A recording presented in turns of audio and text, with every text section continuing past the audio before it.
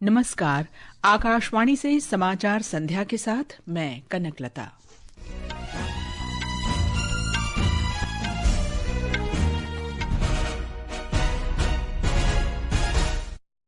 प्रधानमंत्री नरेंद्र मोदी ने कहा, भारत यूरोपीय संघ मुक्त व्यापार समझौता भारतीय स्टार्टअप्स के लिए वित्त पोषण और रचनात्मक अर्थव्यवस्था को गति देगा। प्रधानमंत्री ने कहा, पिछले एक दशक में भारत विश्व के तीसरे सबसे बड़े घरेलू विमानन बाजार के रूप में विकसित हुआ। राष्ट्रपति द्रौपदी मुर्मू ने देश की सार्वजनिक स्वास्थ्य प्रणाली को मजबूत करने के लिए सरकार के प्रयासों पर प्रकाश डाला। बजट सत्र के पहले दिन संसद के संयुक्त सत्र को संबोधित किया। महाराष्ट्र के उप मुख्यमंत्री अजित पवार का बारामती के पास विमान दुर्घटना में निधन, अंतिम संस्कार कल होगा। दिसंबर में देश की औद्योगिक उत्पादन वृद्धि दर 2 साल के उच्चतम स्तर 7.8% पर पहुंची और न्यूजीलैंड ने चौथे T20 क्रिकेट मैच में भारत के साथ खेल रहा है।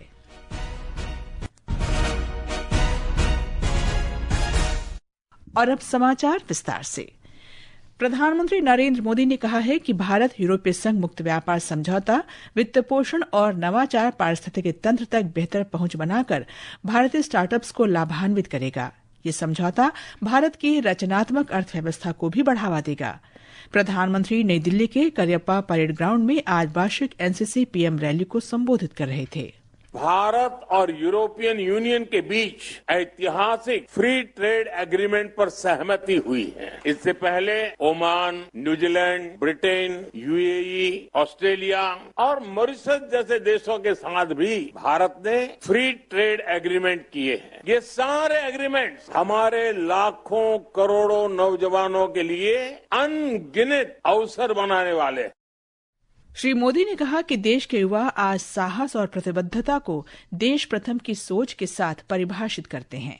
एनसीसी एक ऐसा संगठन, एक ऐसा आंदोलन है जो भारत की युवा शक्ति को आत्मविश्वासी बनाता है, अनुशासित बनाता है, संवेदनशील बनाता है और राष्ट्र के लिए समर्पित नागरिक बनाता है।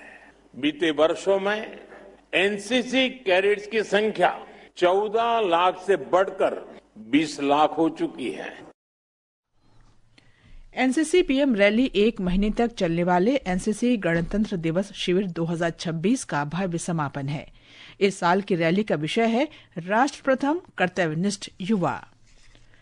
प्रधानमंत्री ने कहा है कि भारत का विमानन क्षेत्र सिर्फ एक दशक में ऐतिहासिक परिवर्तन का साक्षी बना है। हैदराबाद के बेगमपेट हवाई अड्डे पर आज से शुरू हुए विंग्स इंडिया 2026 को संबोधित करते हुए प्रधानमंत्री ने अपने वीडियो संदेश में कहा कि विमान निर्माण से लेकर उन्नत हवाई गतिशीलता और लीजिंग तक भारत खुद को विमानन अवसरों के देश के रूप में स्थापित कर रहा है। एविएशन इंडस्ट्री का अगला युग बहुत एस्पिरेशंस से भरा हुआ है और भारत इसका एक बड़ा प्लेयर बनता जा रहा है। Aircraft manufacturing, pilot training, advance air mobility, aircraft leasing, ये ऐसे सेक्टर हैं जिन्हें लेकर भारत अनेक संभावनाओं के साथ आपके समक्ष उपस्थित है। हम मिलिट्री और ट्रांसपोर्ट एयरक्राफ्ट देश में बनाना शुरू कर रहे हैं। प्रधानमंत्री ने कहा कि भारत आज विश्व का तीसरा सबसे बड़ा घरेलू विमानन बाजार है। प्रधानमंत्री मोदी ने एक अन्य कार्यक्रम में कहा कि समग्र स्वास्थ्य सेवा प्रदान करने के लिए देश में लगभग 12,000 आयुष स्वास्थ्य और आरोग्य केंद्र स्थापित किए गए हैं। केरल में आर्य वैद्यशाला चैरिटेबल अस्पताल के शताब्दी समारोह को वर्चुअल माध्यम से संबोधित करते हुए श्री मोदी ने कहा कि 125 वर्ष की अपनी यात्रा में इस संस्थान ने उपचार की एक सशक्त प्रणाली के रूप में आयुर्वेद को स्थापित किया है। 12,000 से अधिक आयुष वेलनेस सेंटर्स खोले गए। इन सेंटर्स में योग, preventive care, community health services, ये सब कुछ उपलब्ध कराई जाती है। भारतीय पारंपरिक वेलनेस को दुनिया तक पहुंचाने के लिए सरकार ने आयुष एक्सपोर्ट प्रमोशन काउंसिल की स्थापना की। साल 2014 में भारत से लगभग 3,000 करोड़ रुपए के आयुष और हर्बल प्रोडक्ट्स एक्सपोर्ट होते। वहीं अब भारत से 6500 करोड़ रुपए के आयुष और हर्बल प्रोडक्ट्स एक्सपोर्ट होने लगे। आयुष मंत्रालय ने आज नई दिल्ली में आयुष निर्यात संवर्धन परिषद और एक त्वरित व्यापार कंपनी के बीच एक समझौता ज्ञापन पर हस्ताक्षर किए। इससे देश में आयुष औषधियों और आरोग्य उत्पादों तक सुनियोजित ऑनलाइन पहुंच में सुविधा होगी। एक वीडियो संदेश के जरिए आयुष मंत्री प्रताप राव जाधव ने कहा कि नवाचार संचालित भारतीय स्टार्टअप्स विश्वसनीय आरोग्य उत्पादों को देश के अंतिम छोर तक पहुंच को सुधारने में महत्वपूर्ण भूमिका निभा रहे हैं। ये समाचार आकाशवाणी से प्रसारित किए जा रहे हैं। ताजा समाचार जानने के लिए आप हमारे social media handle @AIR news Hindi को फॉलो कर सकते हैं। समाचार संध्या में आपका फिर स्वागत है। संसद का बजट सत्र आज राष्ट्रपति द्रौपदी मुर्मू के दोनों सदनों में संयुक्त संबोधन के साथ प्रारंभ हुआ। इस अवसर पर राष्ट्रपति ने देश की सार्वजनिक स्वास्थ्य प्रणाली को मजबूत करने पर केंद्र सरकार के निरंतर प्रयासों पर प्रकाश डाला और स्वास्थ्य तथा कल्याण को समावेशी राष्ट्रीय विकास का केंद्र स्तंभ बताया। गरीब मरीजों के लिए प्रारंभ की गई आयुष्मान भारत योजना से बीते वर्ष तक देश भर के अस्पतालों में 11 करोड़ से अधिक मुफ्त इलाज किए जा चुके हैं। योजना के तहत बीते वर्ष 2.5 करोड़ गरीबों के मुफ्त इलाज मिला है।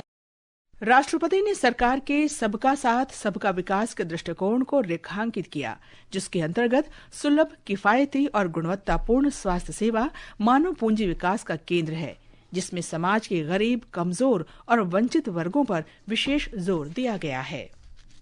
राष्ट्रपति ने कहा कि सरकार के निरंतर प्रयासों से सामाजिक सुरक्षा योजनाओं का लाभ करोड़ों भारतीयों को मिल रहा है।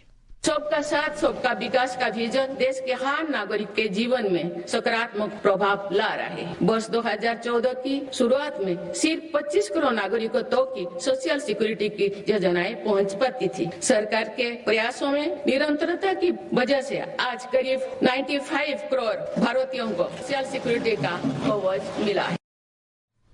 उपराष्ट्रपति सीपी राधाकृष्णन ने आज बजट सत्र के आरंभ होने के अवसर पर राष्ट्रपति द्रौपदी मुर्मू के अभिभाषण को व्यापक और दूरदर्शी बताया है। वहीं प्रधानमंत्री मोदी ने कहा कि राष्ट्रपति के संबोधन ने मौजूदा समय में भारत की उल्लेखनीय विकास यात्रा को दर्शाया।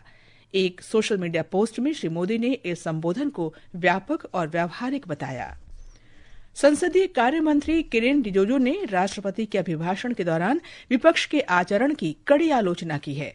संवाददाताओं से बातचीत में श्री रिजिजू ने कहा कि विपक्ष द्वारा किया गया आज का व्यवहार देश के लिए शर्म की बात है। विपक्ष के लोगों ने जो काम किया है, देश शर्मिंदा है और आज विपक्ष के पार्टी कांग्रेस पार्टी और उनके साथियों को देश कभी माफ नहीं करेंगे। वंदे मातरम का 150वीं घाट वर्ष का और ऋषि बंकिम चंद्र चट्टोपाध्याय जी को जब श्रद्धांजलि दिया जा रहा था, पूरा विपक्ष के लोग हंगामा कर रहे हैं। वित्त मंत्री निर्मला सीतारामन कल संसद में आर्थिक सर्वेक्षण 2025-26 पेश करेंगी। मुख्य आर्थिक सलाहकार के मार्गदर्शन में वित्त मंत्रालय के आर्थिक कार्य विभाग ने इस सर्वेक्षण को तैयार किया है। केंद्रीय बजट 2026-27 रविवार को पेश किया जाएगा। बजट सत्र का पहला चरण अगले महीने की 13 तारीख तक चलेगा। बजट का दूसरा चरण 9 मार्च से 2 अप्रैल तक होगा। बजट सत्र के दौरान 30 बैठकें होंगी। विज्ञान और प्रौद्योगिकी राज्य मंत्री डॉक्टर जितेंद्र सिंह ने कहा है कि जलवायु परिवर्तन की समस्या तब तक हल नहीं हो सकती जब तक दुनिया मिलकर इसका मुकाबला नहीं करती। उन्होंने ये बात नई दिल्ली में प्रौद्योगिकी और नवाचार सम्मेलन के दूसरे चरण का उद्घाटन करते हुए कही। उन्होंने कहा कि इस कार्यक्रम के जरिए आर्टिफिशियल इंटेलिजेंस का इस्तेमाल करके जलवायु परिवर्तन की समस्याओं के नए समाधानों पर काम किया जा रहा है।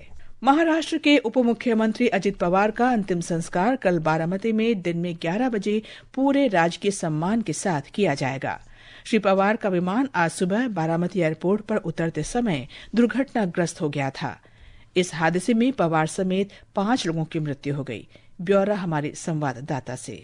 महाराष्ट्र के राज्यपाल आचार्य देवव्रत, मुख्यमंत्री देवेंद्र फडणवीस और उप मुख्यमंत्री एकनाथ शिंदे ने बारामती पहुंचकर महाराष्ट्र के उप मुख्यमंत्री अजित पवार को अंतिम श्रद्धांजलि अर्पित की। अजित पवार का अंतिम संस्कार कल सुबह 11 बजे विद्या प्रतिष्ठान मैदान में किया जाएगा। इस दुखद घटना के बाद राज्य सरकार ने 3 दिनों के राजकीय शोक की घोषणा की है। लगभग 4 दशकों के राजनीतिक करियर में अजित पवार 6 बार महाराष्ट्र के उप मुख्यमंत्री रहे। उन्होंने वित्त मंत्रालय सहित कई कई महत्वपूर्ण विभागों की जिम्मेदारी संभाली और 11 बार राज्य का बजट पेश किया। वे राज्य के सहकार और खेल क्षेत्रों से जुड़ी कई संस्थाओं और संगठनों में सक्रिय रूप से जुड़े रहे। इसके अलावा वे महाराष्ट्र राज्य ओलंपिक संघ के भी लंबे समय तक अध्यक्ष रहे। स्पष्टवादी शैली, सशक्त प्रशासनिक पकड़ और जनता से गहरे जुड़ाव के लिए पहचाने जाने वाले महाराष्ट्र के दादा अजित पवार के निधन पर लगातार शोक संवेदनाएं व्यक्त की जा रही है। अंकिता आप्टे, आकाशवाणी समाचार, मुंबई।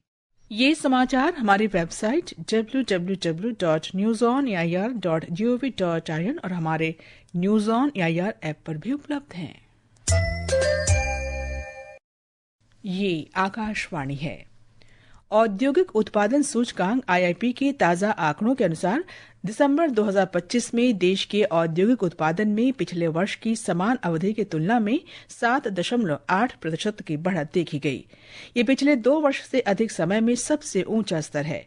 नवंबर में 7.2% की संशोधित दर के बाद दिसंबर में भी आईआईपी में बढ़त जारी रही।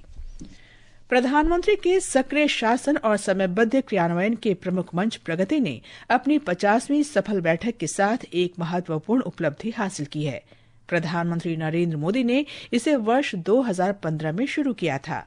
आज इस विशेष श्रृंखला में कर्नाटक के Kudgi super thermal power project पर एक विशेष रिपोर्ट।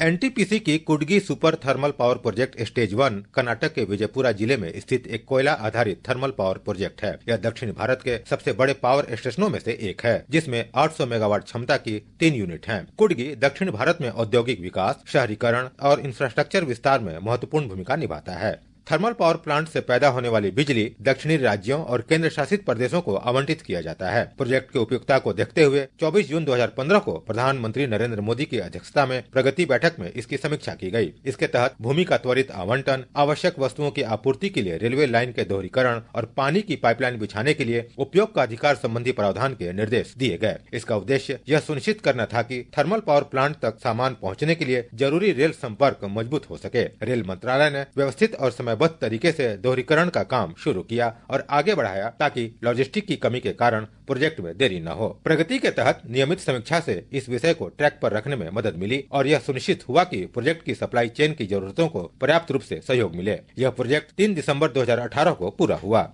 सुपर्णा सैकिया के साथ आनंद कुमार, आकाशवाणी समाचार, दिल्ली। 77वें गणतंत्र दिवस समारोह का समापन कल नई दिल्ली के विजय चौक पर मीटिंग रिट्रीट समारोह के साथ होगा। इस समारोह में राष्ट्रपति द्रौपदी मुर्मू, उपराष्ट्रपति सीपी राधाकृष्णन और प्रधानमंत्री नरेंद्र मोदी तथा अन्य केंद्रीय मंत्री शामिल होंगे।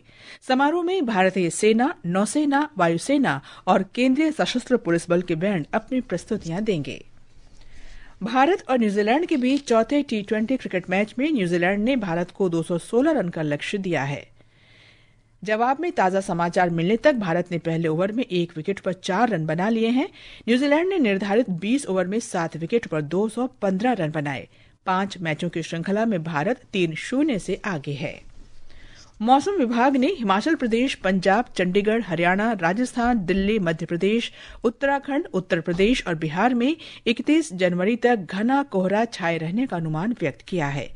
जम्मू कश्मीर, लद्दाख, ओडिशा, उप हिमालयी पश्चिम बंगाल और सिक्किम में भी ऐसी स्थिति रहने की संभावना है। विभाग ने अगले 2 से 3 दिन तक हिमाचल प्रदेश, पंजाब, चंडीगढ़, हरियाणा और दिल्ली में शीतलहर चलने की आशंका व्यक्त की है। अंत में मुख्य समाचार एक बार फिर। प्रधानमंत्री नरेंद्र मोदी ने कहा, भारत यूरोपीय संघ मुक्त व्यापार समझौता भारतीय स्टार्टअप्स के लिए वित्त पोषण और रचनात्मक अर्थव्यवस्था को गति देगा। प्रधानमंत्री ने कहा, पिछले 1 दशक में भारत विश्व के तीसरे सबसे बड़े घरेलू विमानन बाजार के रूप में विकसित हुआ।